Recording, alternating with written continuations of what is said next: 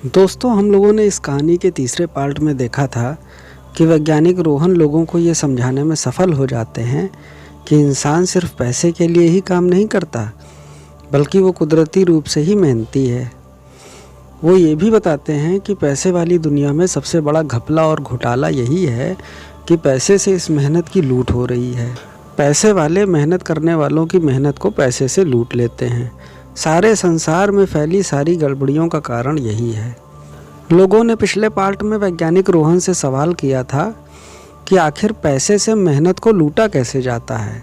दोस्तों, इस वीडियो में वैज्ञानिक रोहन लोगों के इस सवाल का जवाब देते हुए ये समझाएंगे कि आखिर कैसे दुनिया में नकली धन यानी पैसे से असली धन यानी मेहनत की लूट चल रही है।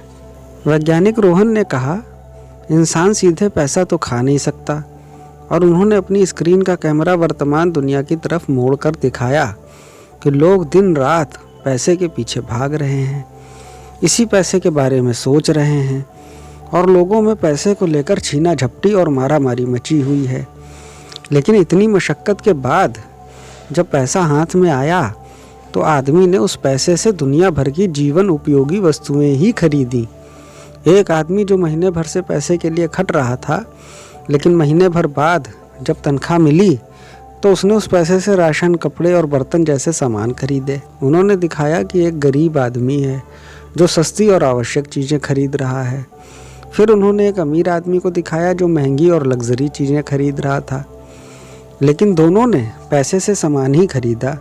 उन्होंने कहा कि जो इन जीवन उपयोगी वस्तुओं का उत्पादन कर रहा है, घूम फिर कर पैसा उसी के हाथ में लौट आएगा, और बाकी जनता हमेशा परेशान होकर इस पैसे के पीछे भागती रहेगी और पैसे वाली दुनिया के चक्र में फंसी रहेगी। तो अब सवाल ये आता है कि दुनिया में इन जीवन उपयोगी वस्तुओं का उत्पादन हो कैसे रहा है। बस इसी सवाल के जवाब में सारा सूत्र छुपा हुआ है। वो कहते हैं कि हमने देखा कि पैसा तो सिर्फ मेहनत से बनी चीज़ों के आदान प्रदान का एक माध्यम है। पैसा खुद अपने आप में कोई धन नहीं है। तो फिर असली धन तो मेहनत और मेहनत से बनी चीज़ें हुई, ना कि पैसा। फिर मेहनत करने वालों यानी असली धन के मालिकों का हाल बुरा कैसे हो गया, और नकली धन वालों यानी पैसे वालों का राज कैसे कायम हो गया। उन्होंने कहा, सबसे पहले ये समझिए कि मेहनत क्या है। उन्होंने कहा, मेहनत वो चीज़ है जो दुनिया में मूल्य पैदा करती है। उन्होंने कहा, किसी भी वस्तु का मूल्य तभी होता है जब उसमें इंसान की मेहनत लगी हो, और जितनी अधिक मेहनत लगी होगी उतना ही अधिक उसका मूल्य होगा, और जितनी कम मेहनत लगी होगी उतना ही कम मूल्य होगा। जैसे जैसे किसी चीज़ में मेहनत बढ़ती जाती है, वैसे वैसे वो ज़्यादा मूल्य की होती जाती है। उन्होंने एक बढ़िया उदाहरण दिया कि हीरे की कीमत इसलिए सबसे ज़्यादा होती है क्योंकि हीरे को तलाश करने और तैयार करने में बहुत ज़्यादा समय तक मेहनत करनी पड़ती है।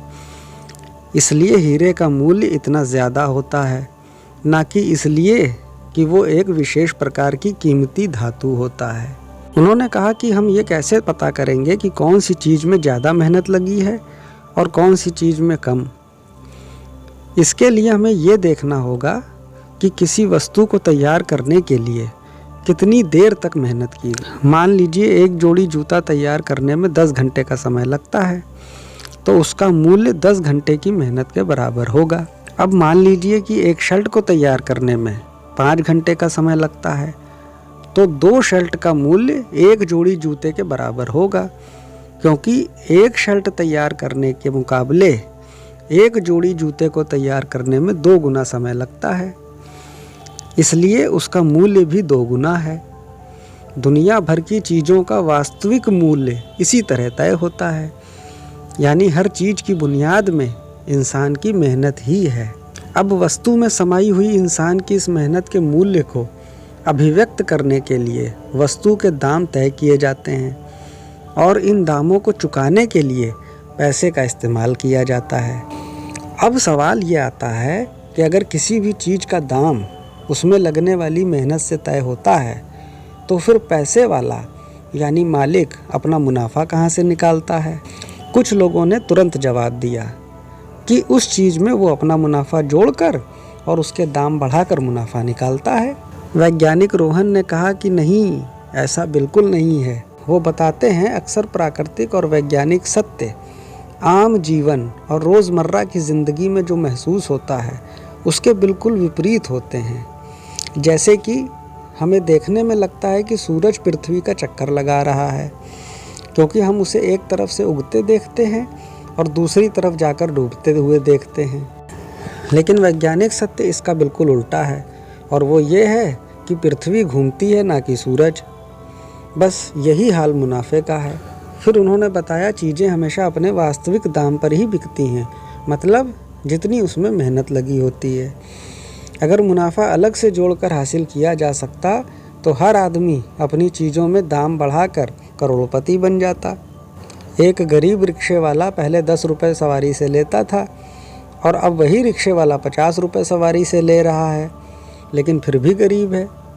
इसी तरह से एक घूस लेने वाला आदमी भी बहुत अमीर हो जाना चाहिए, लेकिन ऐसा नहीं है, क्योंकि अगर वो एक जगह बैठकर 10 आदमियों से घूस ले रहा है तो अपने काम कराने के लिए उसको भी 10 जगह घूस देनी पड़ रही है।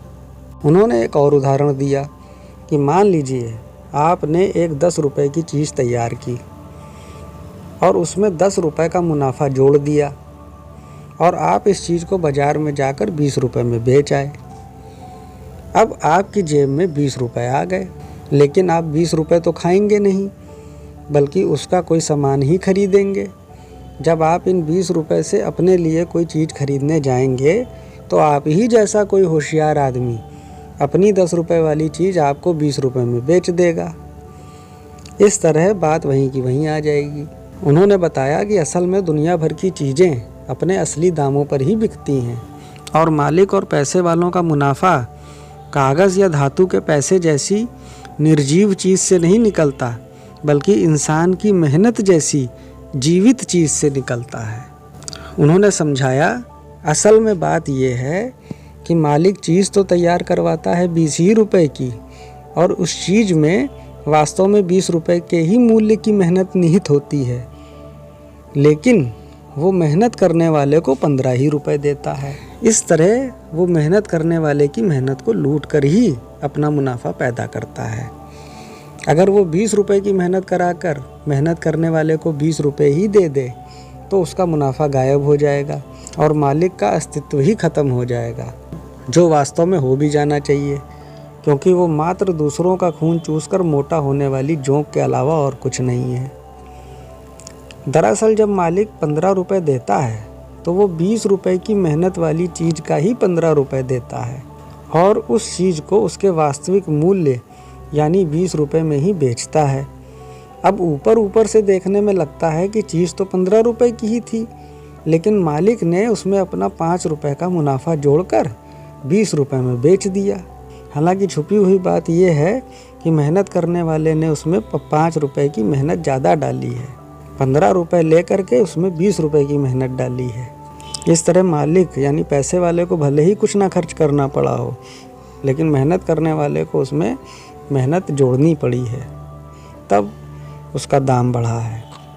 उन्होंने लोगों के सामने इस सत्य का उद्घाटन किया कि किस तरह से मानव जीवन की शुरुआत में पृथ्वी पर जंगल, पहाड़, नदियाँ और मैदानों के अलावा कुछ नहीं था, लेकिन आज जो हम सुविधाजनक और आधुनिक दुनिया देख रहे हैं, ये इंसान के खून पसीने और दिमाग का ही कमाल है। अब कुछ चालाक और दुष्ट लोगों ने बिना मेहनत के ही इस मेहनत से बनी दुनिया पर कब्जा करने के लिए पैसे का इस्तेमाल किया, जो पहले बलपूर्वक दुनिया और लोगों को गुलाम बनाए हुए थे। वो अपनी स्क्रीन पर इंसान के हज़ारों साल के इतिहास को दिखाते हुए समझाते हैं कि कैसे पहले कुछ दुष्ट और बुरे इंसानों ने ताकत के दम पर यानी हथियारों और सेना के दम पर जनता को गुलाम बनाया और लूटा।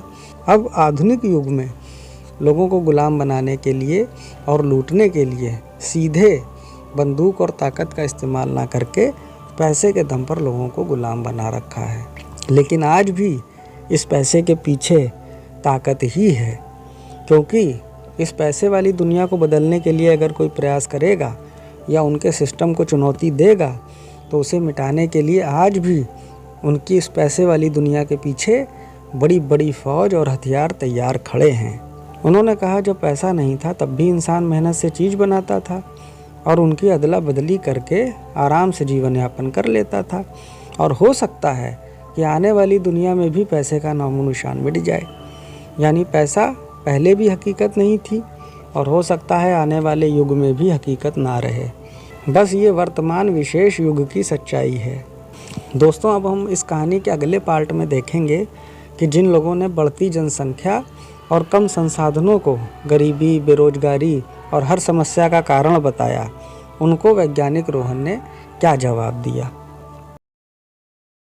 दोस्तों, वीडियो पसंद आया हो तो लाइक और शेयर कर दीजिए और नए वीडियो के लिए हमारे चैनल को भी सब्सक्राइब कर लीजिए।